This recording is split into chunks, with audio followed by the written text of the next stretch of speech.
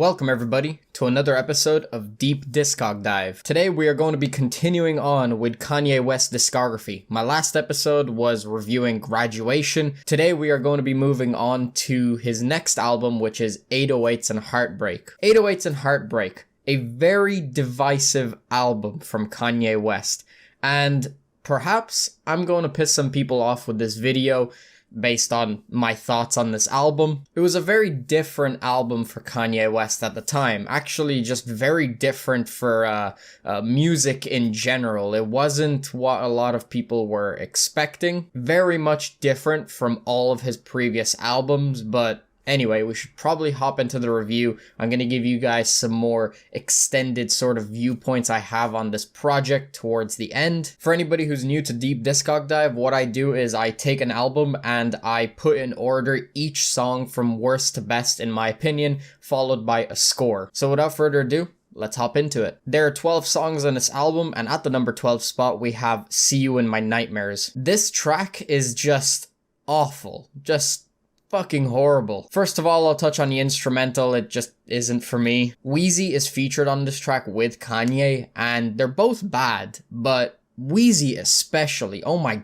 god. Wayne's vocal inflections are horrible, and his wordplay is just atrocious. I think a runner-up for the worst bar on this entire album is "You think your shit don't stank, but you are Mrs. P.U." Also, the auto-tune on both of the artists' voices sounds so bad. It does not help at all. I don't have much more to say, just awful. Just plain awful. In the 11th spot, we have Paranoid. This song definitely does not fit on the album. It is way too upbeat and bouncy sounding. Also, the synths on this song are not good. They are really annoying. I'm also not a fan of Mr. Hudson's sung chorus. The auto-tune on this track is really terrible as well. Along with See You in My Nightmares, it is an example of where the auto-tune just sounds so bad on this album. The refrain on this track as well is just so annoyingly repetitive. And one last thing is that this track comes off really flamboyant and not in a good way at all. And I'm not saying that that is necessarily a bad thing in and of itself. I will get to that later on another song. But on this song, it was executed really badly, and overall,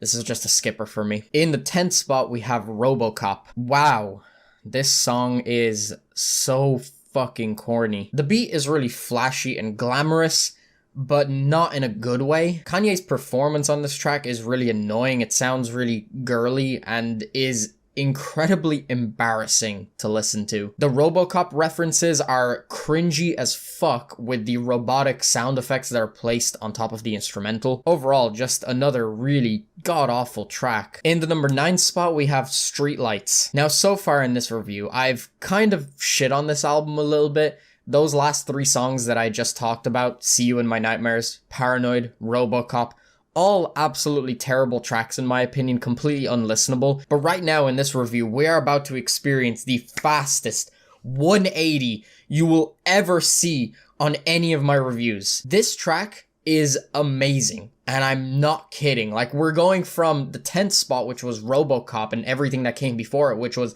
completely unlistenable, just utterly atrocious, into the next song, Streetlights, which I know is at the number 9 spot, but is actually amazing, and I love this track. And yes, this says a lot for what this album is going to offer, because we're only at the number 9 spot, and this is really fucking good. On Robocop and Paranoid, I said that those songs have a sort of feminine sounding quality to them that was not executed well whatsoever. But on this track, Streetlights, it is similar to Robocop and Paranoid in a way that it is triumphant and feminine sounding, but it is a complete pro for this song. It is really well executed. I love the overall instrumental on this track. The drums sound great. The overall tone of this track is really depressing, but it does sound like Kanye is trying to push forward and try and move on from his sadness. The chorus on this track is really subtle, and I like how the beat gets more intense with the verses. The choir vocals that are placed in the background for the second half of this song are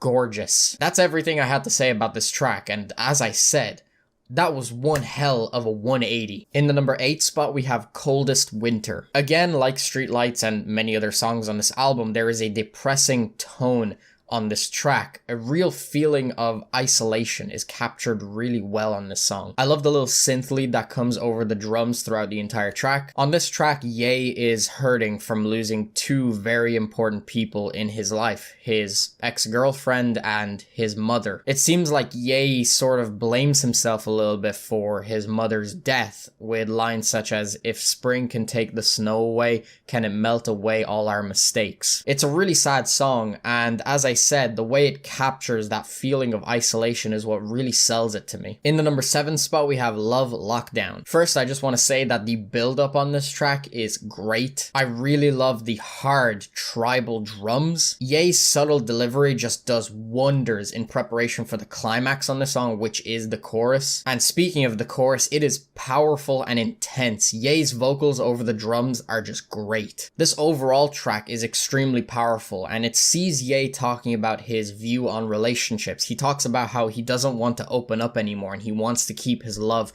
on lockdown because of the ways he's been hurt. In the number 6 spot, we have Amazing. Once again, like other songs, we have a piano and a drum beat on this one with some very short verses. I love the chorus on this song. Kanye's vocal shortcomings come off extremely raw.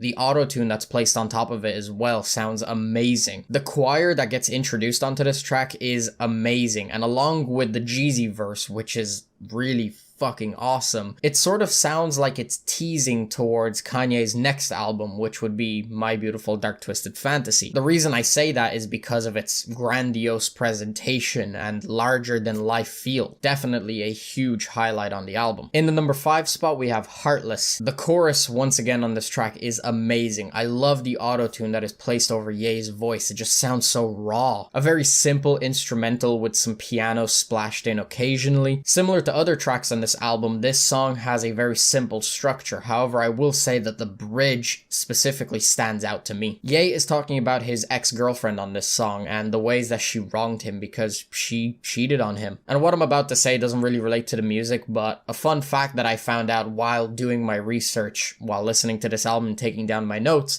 was that when it comes to cover art that was made for each individual track on this album, this is the only song on the album which its cover art does not have a heart in it. I thought that was really interesting because it is literally Heartless. In the number 4 spot, we have the opening track, Say You Will. Immediately when you turn this album on, this is instantly a very different sound from what Kanye has put out up until this point. This is far more melodic, there is way more harmonizing on this track, and there is auto-tune on Kanye's voice, which is not something we're used to. The chorus on this track is very catchy. The drum beat, especially on this song, is awesome with some beeping sound effects placed throughout. Once again, this song is about his ex-girlfriend. We get some extremely short verses, some of the shortest verses that I've ever heard in any song ever. There are literally only 2 lines in each verse. To speak on the auto-tune again, I love the way it's used on this track. Specifically when Kanye says lose control, that sort of little wiggly auto-tune sound that he does with his voice is awesome. I love it. This track creates a real sense of loss and hopelessness. For the first half, Kanye is on the song, but for the second half, it is just instrumental. I love the choir vocals on this song, again, very royal sounding. Something that I noticed on the first listen of this song is that when you're left alone for that second half of the song, only with the instrumental, the sound effects sound like a heart monitor, which is very convenient because Kanye made this album during a time in his life where he was dealing with a lot of personal issues, and probably the biggest thing that impacted his emotions on this album was the loss of his mother. And the way that this instrumental sounds like a heart monitor is really fitting because that could be a reference to his mother when she was on her deathbed. It's actually pretty heartbreaking to listen to when you make that correlation. You realize just how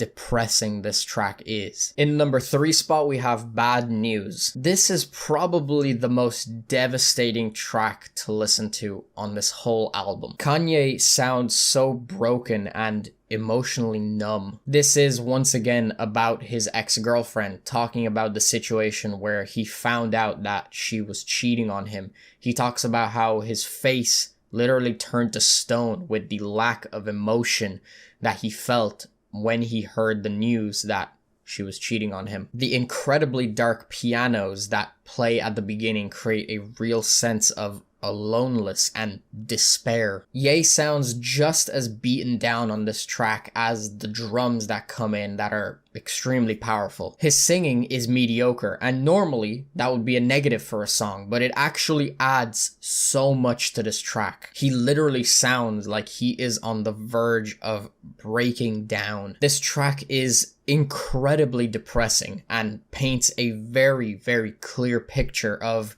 Ye's headspace at the time. And similar to the previous song, Say You Will, for the second half of this track, we are just left with the instrumental just by itself, just to create even more of this feeling of being alone. When we are left alone with that instrumental, there are some violins that come in that sound amazing and adds to the crippling sadness that just envelops this whole track. In the number 2 spot, we have the closing track, Pinocchio Story. This is a recording of a live freestyle that he did at a concert. This is one hell of a finish to the album. It is incredibly heartbreaking. On this cut, we have Ye reflecting on his own life and his mistakes. Again, like other songs on this album, it is devastating to listen to. This track gives off such a weird feeling because Ye is on stage pouring out his emotions, yelling into the abyss for help with his fans all around him, cheering him on,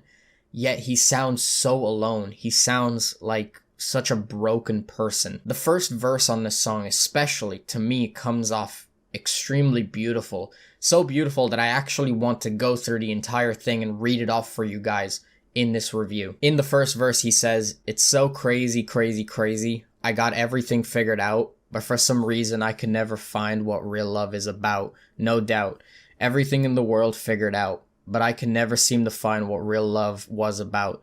Do you think I'd sacrifice real life for all the fame and flashing lights? Do you think I'd sacrifice a real life for all the fame and flashing lights? There is no Gucci I can buy. There is no Louis Vuitton to put on. There is no YSL that they could sell to get my heart out of this hell and my mind out of this jail. There is no clothes that I could buy that could turn back in time. There is no vacation spot I could fly that could bring back a piece of real life.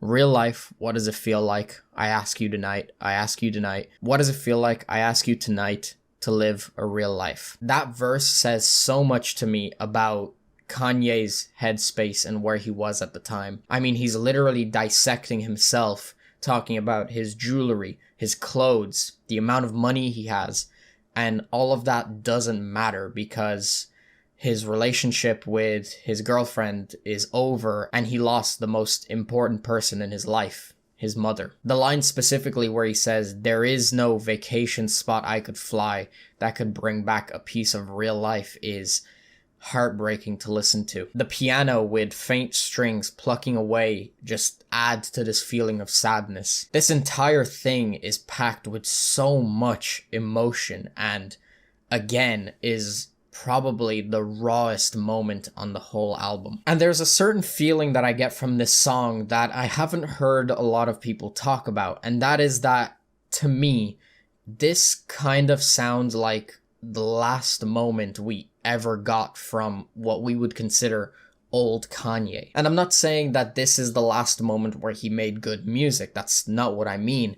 What I mean is, to me, I feel like this is where Kanye lost himself and he faded away.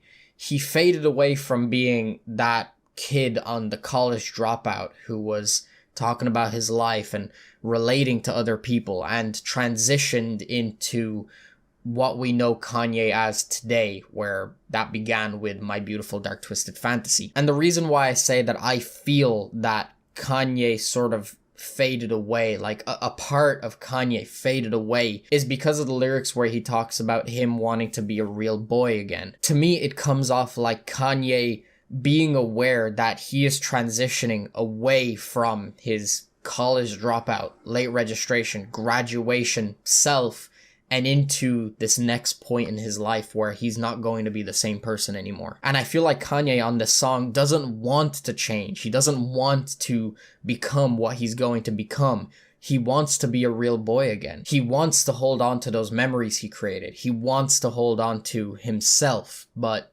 himself is fading away and it's changing and there's not much he can do about it. It's extremely difficult to listen to. And I'm not saying that Kanye didn't make great music after this album, after this song. Absolutely he did, but this is, to me, the last relic of true Kanye, pre-ego inflated Kanye. This was the last moment where we saw him this vulnerable. And yes, Kanye has come off vulnerable in songs after this album. I'm not going to deny that, but there was something about this song. There was something about this album that really felt like, you know, we're leaving that era of Kanye and going into the next. I'm not going to harp on that song any longer. We're going to move on. At the number 1 spot, my favorite song on the whole album, Welcome to Heartbreak. This song is extremely catchy. There is a fantastic piano and drum instrumental present here. The lyrics, once again, are very depressing. Kanye is reflecting on himself. The chorus on this song is one of my favorites in Ye's entire discography. Cudi singing on the chorus is perfect, and I especially love the little oohs that come from Ye on the chorus. I just love the harmonizing on this track. It's so depressing yet grand at the same time. So yeah, that has been my list for Kanye West's 808s and Heartbreak. As I said at the beginning of this video, this album was incredibly divisive, and it still is to this day. There is that side of Kanye West fans that think this is either the worst or one of the worst things he's ever put out, and then there is that side who, as you can very clearly tell, myself, who thinks that this album is fucking great. I love this album. I think this album is amazing, and maybe I wouldn't have thought that if I was there to experience this album when it came out, but there's something that I find to be very interesting with this album. The last album that I reviewed from Kanye West was Graduation, and Graduation is an example of a Kanye West album that hasn't aged perfectly over the years. But 808s and Heartbreak, on the other hand, it was very, very much disliked by a huge portion of the hip-hop community when it came out. But today, a lot of us are looking back on it like, wow, this was so groundbreaking for the time. The auto-tune that Kanye was putting over his voice was so influential to so many artists. And there is a debate on whether or not Kanye consciously made this decision and was aware of how groundbreaking this album was, but to me, that doesn't matter. Regardless of whether Kanye was aware of how ahead of the curve this album was, it really painted a picture of what hip-hop was going to look like many years down the road, and a lot of people were not aware of that at the time. Actually, I'm sure most people weren't. This album has aged incredibly well over the years, very much disliked at the time that it came out, but today it is really good in my opinion. Now yes, there are tracks that I don't like. See You in My Nightmares, Paranoid, and Robocop are all tracks that I really hate, and every time they come up on this album, I immediately skip them. However, literally every other track on this album is amazing to me. So while it's not a perfect album, it is a side of Kanye that we have rarely ever seen, and this whole thing comes off extremely raw. As I've said in this review, he made this album during a time where he lost the most important person in his life, his mother.